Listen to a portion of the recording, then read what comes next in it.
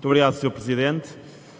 Senhores deputados, em 2023 o Estado espera arrecadar quase 500 milhões de euros em multas e outras penalidades. São cerca de 50 euros por cada português, incluindo crianças. Hoje, as multas fazem parte da vida das pessoas e das empresas que muitas vezes as recebem sem terem consciência de estar a cometer alguma ilegalidade.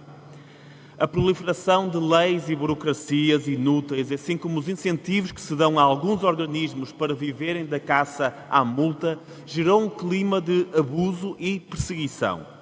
Eu contarei alguns dos casos reais que me chegaram nas últimas semanas. Um canalizador instalou uma sanita nova, fazendo o favor ao cliente de se desfazer da antiga. No regresso a casa, foi apanhado numa operação stop, sem o guia de transporte da sanita que ia deitar ao lixo. Foi multado em 600 euros, mais do que ganha numa semana de trabalho. Uma pessoa passou por alguns pórticos de portagem e não se lembrou mais. O aviso de pagamento foi para uma morada antiga. Apesar da portagem original ser inferior a 5 euros, a pessoa acabou forçada a pagar mais de 1000 euros pelo atraso, mais do que ganha no mês de trabalho. Um pequeno negócio emitiu uma fatura com o número de telemóvel na identificação. O número começava por 93, sendo óbvio que é de uma rede móvel. Mas por não estar escrito na fatura que aquele número começado por 93 é de uma rede móvel, esse negócio é ameaçado por uma multa até 3.000 euros, mais do que o dono do negócio recebe num mês. Um trabalhador a recibos verdes não teve atividade durante um trimestre, não apresentou a declaração de IVA porque pensava que não precisava, por não ter tido atividade.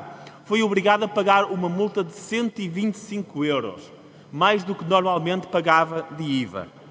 Uma pessoa recebeu uma multa de 250 euros a uma segunda-feira a caminho do centro de inspeções para fazer uma inspeção cujo prazo tinha terminado na sexta-feira anterior. Pagou o salário de uma semana de trabalho por um atraso de um dia útil na inspeção.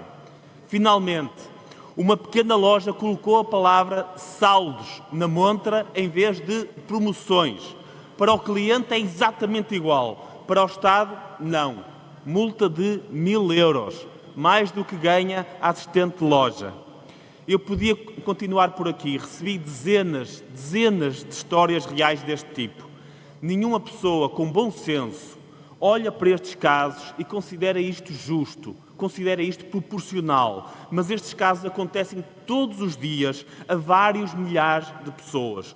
Tudo isto é injusto, desproporcional e abusivo.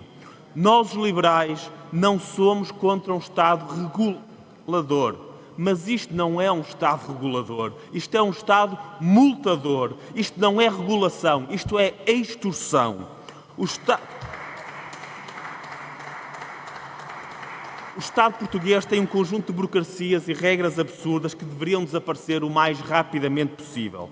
Mesmo entre as regras que se justificam, existem multas absolutamente desproporcionais à infração, cujos valores só podem ter sido definidos por quem não faz a mínima ideia de qual é o salário médio em Portugal. As reclamações são caras e morosas, fazendo as pessoas perder ainda mais tempo e dinheiro. Às empresas, o que o Estado não consegue buscar em impostos, acaba por buscar em multas, criando uma instabilidade permanente na vida dos pequenos negócios. A dispersão de leis e regulamentos é de tal maneira grande e absurda que nenhum cidadão consegue acompanhar.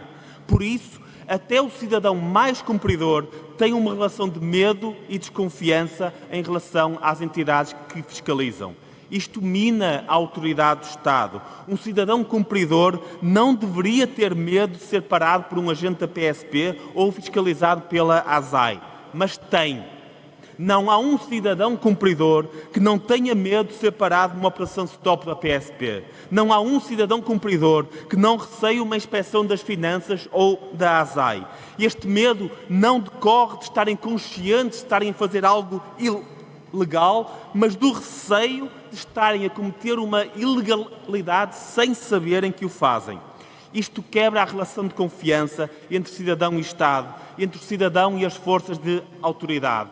Um cidadão cumpridor deve olhar para um agente de autoridade e ver ali alguém que o protege, que o defende, não uma fonte de ameaça. Acabarei falando de licenciamentos, dos meses, às vezes anos, que se perdem a obter licenciamentos neste país, da forma como regras sem sentido fazem aumentar os custos das casas. Entre outras enormidades que temos no Regeu, o Estado não permite que uma casa seja construída com uma base de duche em vez de uma banheira. E ainda obriga todas as casas a terem pelo menos um bidé. É verdade. O Regeu obriga todas as casas deste país, para obterem um licenciamento, a terem um bidé. Eu aceito que cada um terá a sua opinião sobre a utilidade do bidé, mas a realidade é que uma pessoa que prefira usar o chuveiro para atingir o mesmo propósito do bidé é ainda assim obrigada a instalar um bidé. Caso contrário, não tem licenciamento pela casa. Senhores deputados, se a carga fiscal, as burocracias, as multas não forem suficientes para provar o ponto de que temos estado a mais na vida das pessoas, lembrem-se disto. O Estado português até tem uma palavra a dizer sobre a forma como os portugueses escolhem lavar as suas partes íntimas. Muito obrigado.